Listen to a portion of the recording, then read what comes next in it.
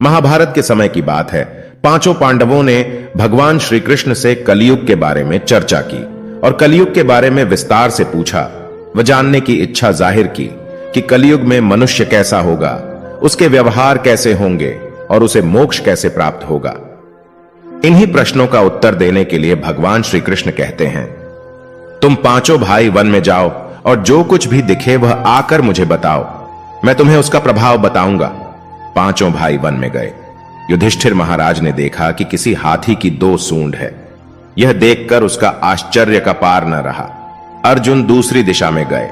वहां उन्होंने देखा कि कोई पक्षी है, उसके पंखों पर वेद की रचाएं लिखी हुई हैं, पर वह पक्षी मुर्दे का मांस खा रहा है। यह भी आश्चर्य है। भीम ने तीसरा आश्चर्य देखा कि गाय ने बछड़े को जन्म दिया है और बछड़े को इतना चाट रही है कि बछड़ा लहूलुहान हो जाता है। सहदेव ने चौथा आश्चर्य देखा कि 6-7 कुएं हैं और आसपास के कुओं में पानी है, किंतु बीच का कुआं खाली है। बीच का कुआं गहरा है, फिर भी पानी नहीं है। पांचवें भाई नकुल ने भी एक अद्भुत आश्चर्य देखा कि एक पहाड़ के ऊपर से एक बड़ी शिला लुढ़कती लुढ़कती आती और कितने ही वृक्षों से टकराई, पर उन वृक्षों के तने उसे रोक न सके। कितनी ही अन्य शिलाओं के साथ टकराई, पर वह रुक न सकी। अंत में एक अत्यंत छोटे पौधे का स्पर्श होते ही वह स्थिर हो गई। पांचों भाइयों के आश्चर्यों का कोई पार नहीं रहा। शाम को वे श्री कृष्ण के पास गए और अपने अलग अलग दृश्यों का वर्णन किया। युधिष्ठिर कहते हैं, मैंने 2 सूंड वाला हाथी देखा तो मेरे आश्चर्य का कोई पार न रहा।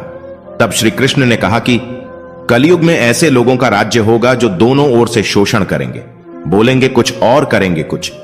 ऐसे लोगों का राज्य होगा, इससे तुम पहले राज्य कर लो।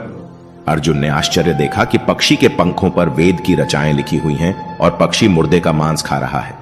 इसी प्रकार कलयुग में ऐसे लोग रहेंगे जो बड़े बड़े पंडित और विद्वान कहलाएंगे, किंतु वे यही देखते रहेंगे कि कौन सा मनुष्य मरे और हमारे नाम से संपत्ति कर जाए। संस्था के व्यक्ति विचारेंगे कि कौन सा मनुष्य मरे और संस्था हमारे नाम से हो जाए। हर जाति धर्म के प्रमुख पद पर बैठे विचार करेंगे कि कब किसका श्राद्ध है। चाहे कितने भी बड़े लोग होंगे, किंतु उनकी दृष्टि तो धन के ऊपर, मांस के ऊपर ही रहेगी। ऐसे लोगों की बहुतायत होगी जो परधन को हरने और छीनने को आतुर होंगे और कोई कोई विरला ही संत पुरुष होगा। भीम ने तीसरा आश्चर्य देखा कि गाय अपने बछड़े को इतना चाटती है, बछड़ा लहूलुहान हो जाता है। कलयुग का आदमी शिशुपाल हो जाएगा। बालकों के लिए इतनी ममता करेगा कि उन्हें अपने विकास का अवसर ही नहीं मिलेगा।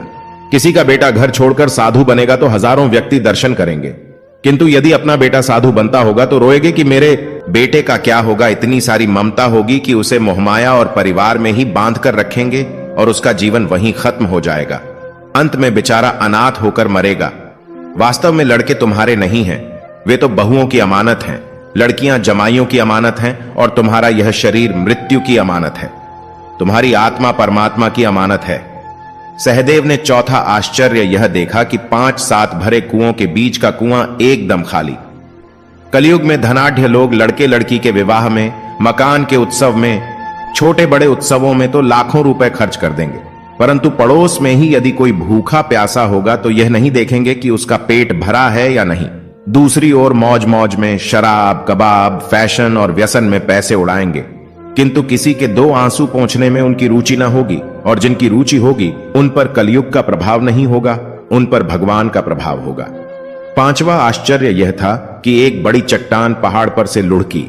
वृक्षों के तने और चट्टाने उसे रोक न पाए, किंतु एक छोटे से पौधे से टकराते ही वह चट्टान रुक गई।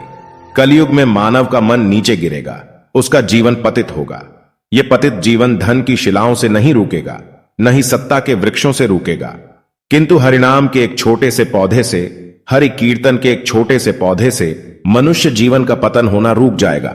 दोस्तों, वीडियो अच्छी लगी हो तो एक प्यारा लाइक और चैनल को सब्सक्राइब जरूर कर लें। धन्यवाद।